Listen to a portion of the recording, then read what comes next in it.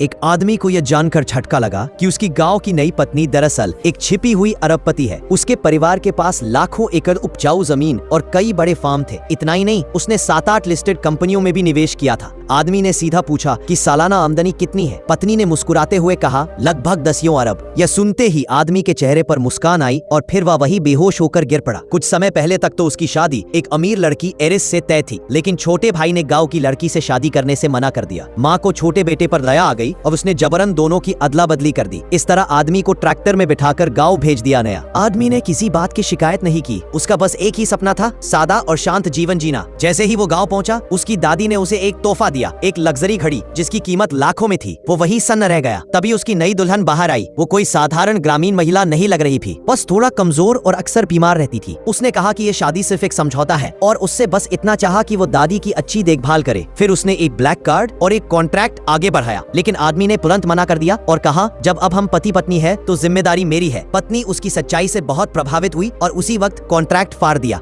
बातों बातों में आदमी ने पूछा कि उसका परिवार असल में करता क्या है। पत्नी मुस्कुराकर बोली, हमारा परिवार पीढ़ियों से खेती करता आया है, बस थोड़ा बड़े पैमाने पर। उसने बताया कि उनके पास लाखों एकड़ जमीन, दर्जनों फार्म और 7-8 कंपनियों में निवेश है, जिससे हर साल 10 अरब से ज्यादा की कमाई होती है। आदमी ये सब सुनकर भी अपने काम से पीछे